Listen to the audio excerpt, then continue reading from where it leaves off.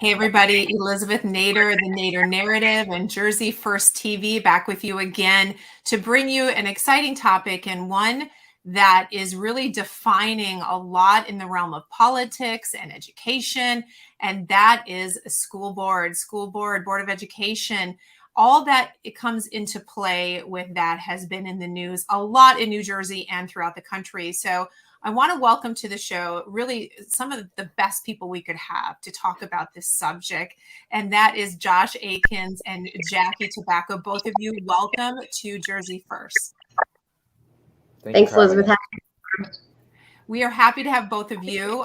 You guys are, I would say, experts in this, in your own personal experience and the wins that you have had in this state and helping to change really what's going on at the local level. We know politics are local. So I want you to tell your stories. Josh, I'm going to start with you. And we've had you on before, but I want you to remind people how you got involved in the Board of Education and how that grew into really a passion for you. Yeah, so how I got into the Board of Education is no one was running. And at that time, we didn't have any kids or anything like that. So I just said to a couple people in town, I said, hey, do you mind writing me in? Didn't think I'd win, but because no one took any interest whatsoever, I outbeat Mickey Mouse with 7 write-in votes. Small town America, yes, I know.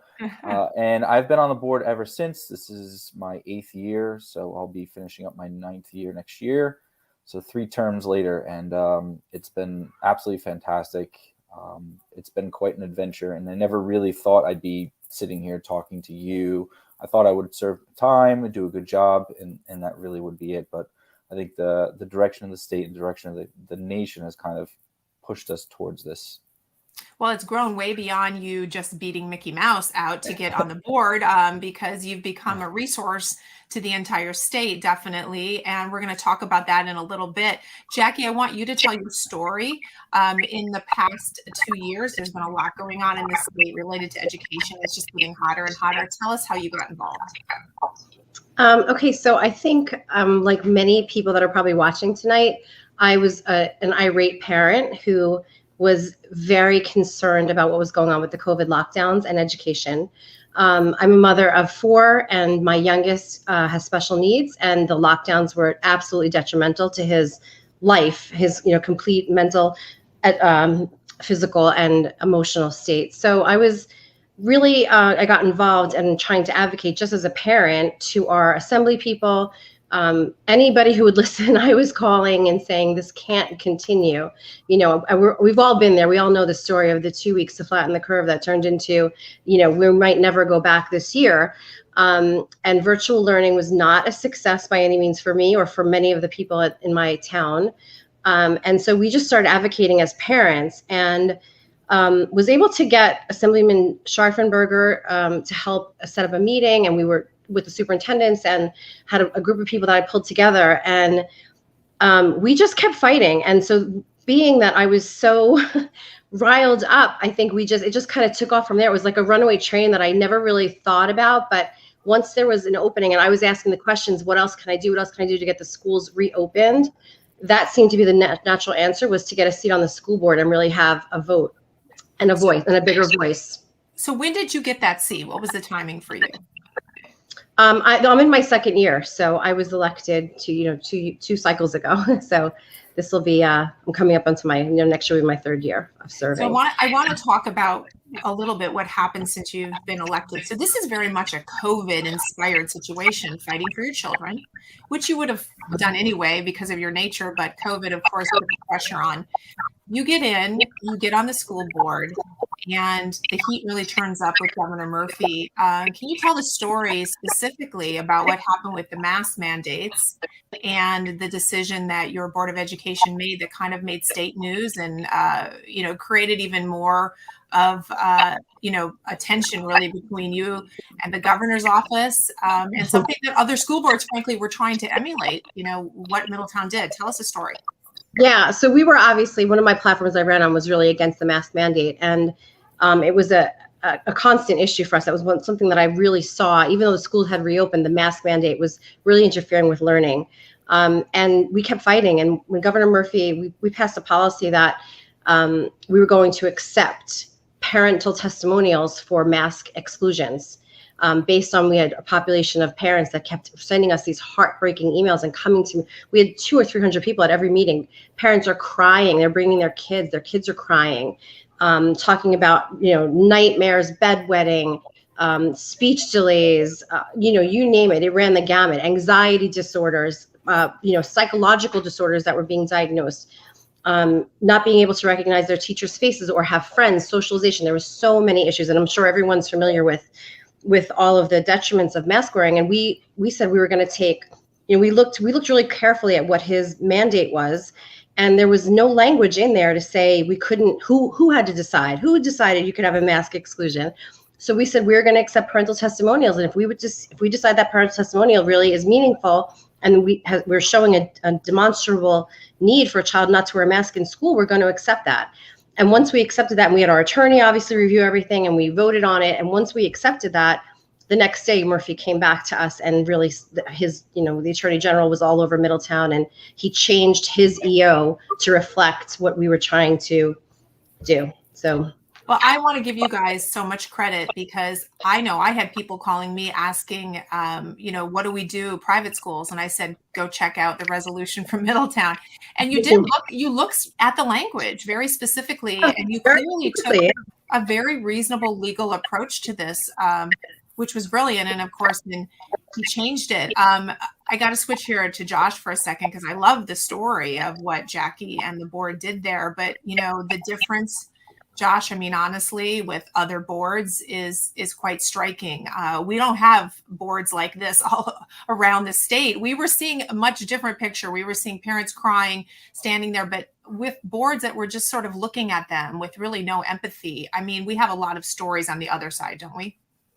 We do, right? So what happens is, and Jackie can attest to this because I know she's heard these stories too, is a lot of board attorneys and superintendents, they just tell the board, you can't do this stuff. And as a new board member, because it's a very transient position, they believe it. And they don't really sit there and ask these questions. They don't do what Jackie and Frank and the rest of the board did in Middletown. They don't go and peer through these executive orders and try to find loopholes. They just say, okay, then that's what I should do. And that's what they go to the public. And when they tell the public, they say, we can't do anything about this. So when the parents come to us, or these groups come to us, and they're angry, they're saying the board's hiding. They don't. A lot of the times, the board members, they really just don't know. I don't think that they had necessarily an agenda. I think that a lot of them just really didn't inform themselves to the avenues that were possible out there. So that's what we were trying to do. Once Jackie's board did that, we sent that resolution out to. I think I sent it out to 7,000 to 10,000 people. Because I said, use this, let them know, let your boards know that you can go forth and conquer it. We weren't trying to break any of the rules. We were just following the rules, but we were leveraging the language in the executive orders. And there was a lot of gaps in those executive orders, as many as he created. And I think from there, we continued to look for those holes every time he put out a new executive order. And it was a shame that we got stuck with the one where the teachers had to be tested if they weren't vaccinated every week. Yeah. It's still there. Right. It's still there. People forget that it's still there. And this is really the brilliance behind it. And I think, Jackie, what your board proved to the rest of the state is what Josh is saying. Often I think these boards are saying, look, it's not us, parents. I know you're upset. We can't do anything. But in fact, couldn't they do something? And the creativity and desire to really stand up and represent your parents because you were elected to do so and push back against the governor it was a historic move, which I think is making a huge change. Now, we have a similar situation with the curriculum. Jackie, is that also somewhere that you guys are looking to push back against the governor? So we did push back, in fact, and we did advocate to Senator Gopal and to Senator O'Scanlan, everyone that we could in our district. And we, again, this is a case, and I've talked to other boards about this. This is a case where you really have to understand that there might be state mandates, but the board ultimately approves the curriculum and the resources. So the more work that you want to put into it, and the more that you want to delve into reading every single word on a piece of paper that's handed down to you is the more that you're going to be able to manipulate and maneuver your board to reflect the needs of your community. There are many other communities that are fully willing to accept those sex ed curriculum guidelines, and Middletown was not necessarily one of them. So we really had to look carefully. And while we did not, we also need to be protective of our district. So we don't want to put our district in legal jeopardy or put us at risk of fines or taxpayer dollars going out the door to defend anything that we're doing. But we do want to take a careful look, and we want to be responsible. It is not enough anymore for everyone to just take what gets handed to them and accept it and vote yes on it. You have got to dig deep. You've got to read. You've got to look at your resources that your curriculum directors are putting out, and you've got to accept. And we're lucky in Middletown, which is not the case in every single district, but we are lucky that we do have curriculum directors who can write curriculum, and we're able to look at those resources. And we really had to have our committees dig down, look at the resources, and really make a decision as a board. We were not going to accept the status quo that was being handed to us for K through 5. Bare minimum, K through 5 was not going to have the same attention put on it the way the other grades were going to. We're really going to try to be really protective and do what's age appropriate and what we feel was age appropriate in our district. So we didn't necessarily go up against head to head with Governor Murphy on this, but we did advocate for sure for our parents, and we definitely have a curriculum that was transparent on our website. The parents can take a look at it. We're open to having meetings before school starts, and we did an opt-in curriculum permission slip rather than an opt-out, which makes it, you really do have to know what you're signing your name to and what you're going to be teaching your children. And we just respect the parents. Basically, we really just try to respect the parents and all parents, because there are some parents who want these topics taught, which is their prerogative as well. And if it's in there and they can be taught in a safe way and it's age appropriate, then we're not going to be the determination of what's appropriate for every child and their family, but we are going to protect the kids and the needs of our district as well as we can. I love what you're saying, because basically you're not putting yourselves out there as the final decision, as to what, your children should be taught, right? The parents have influence. I mean, this shouldn't be groundbreaking, but it is kind of a groundbreaking concept lately, unfortunately. Josh, what they've done there is really, it just needs to be applauded, and it's a model for around the state. I think what it does is give people hope that elections actually do matter. And so if they do elect certain people, they will have a voice.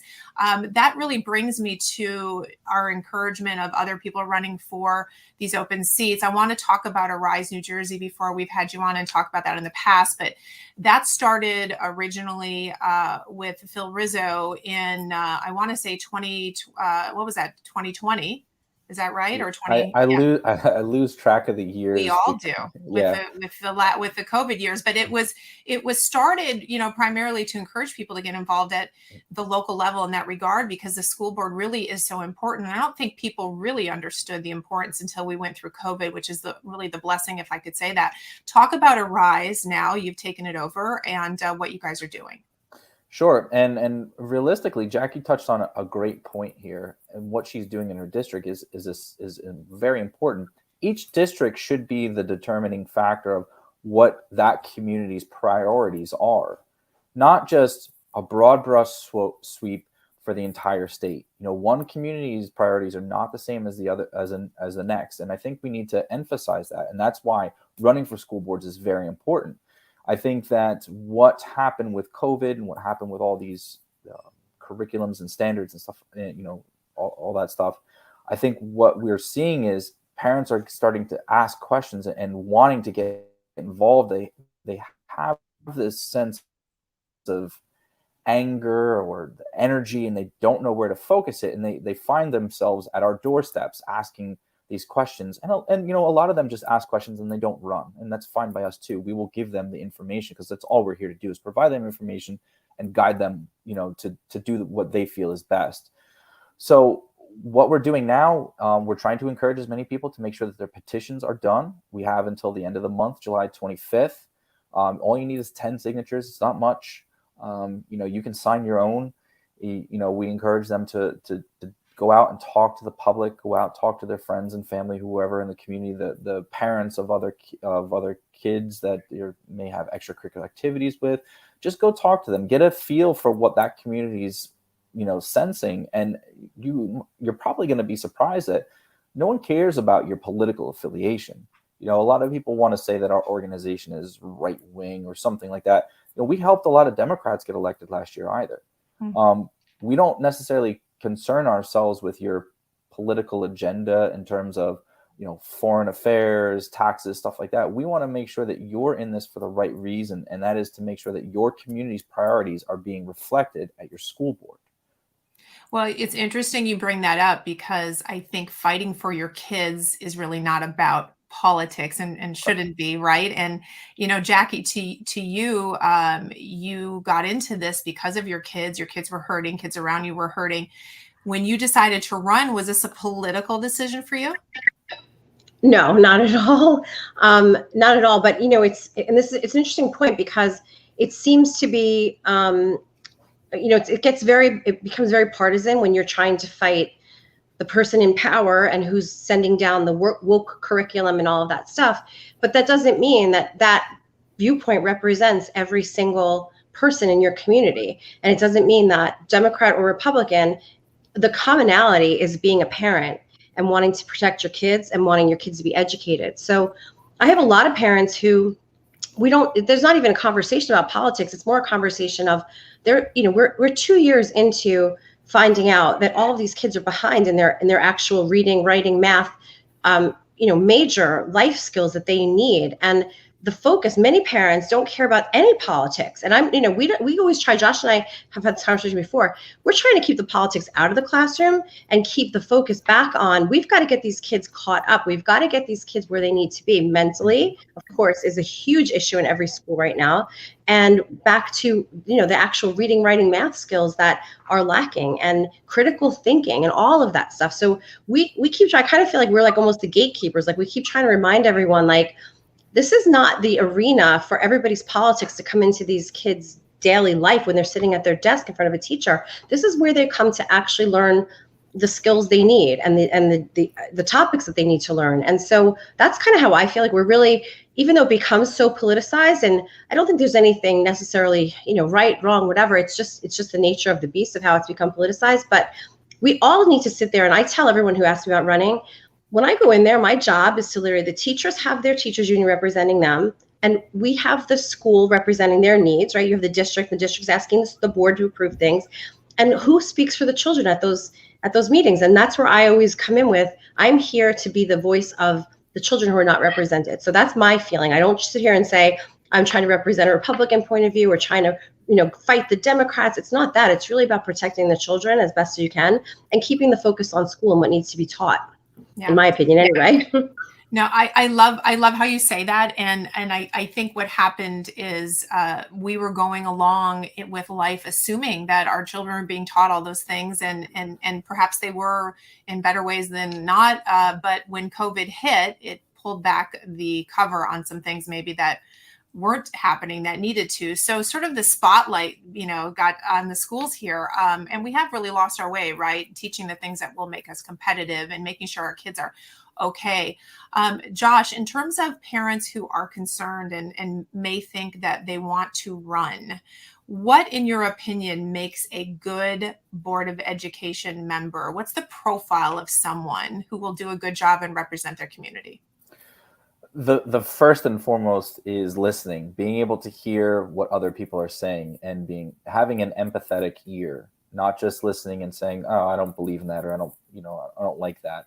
While you might not like some of the things you're hearing, you need to understand the position of why some of the people in your community are taking that position, and digest that, and then come back with a policy or a position that might reflect that, or it might not, but at least you can address them in an honest fashion and say, listen, I heard what you said and I understand why you're saying it, but here's why I'm taking a different position, and here's how that will benefit your children and the other children in the community.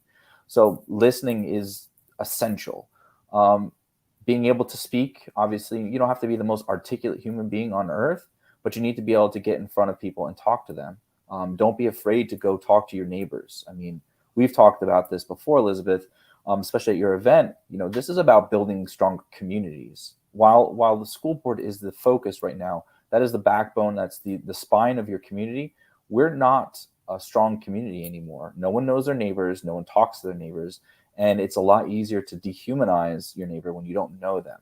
So what we're trying to do is eventually throughout this whole process is hopefully make better communities and stronger communities where people can say, hey, hey, Jackie, you're my neighbor, nice to see you, how are the kids, and I think that would make a better situation for all the other division that we're seeing through every other issue across the country. It's such a good point, Josh. It's such a good point. We've lost that. And we really need to get back to the local neighborhoods and understanding who our neighbors are. And, we've just become so isolated. And this isn't even COVID. It's just where our society has gone. And you're right. What a difference it will make for us to heal those things locally and have that good conversation. Jackie, when you talk to people who say, hey, I want to run, how did you do this?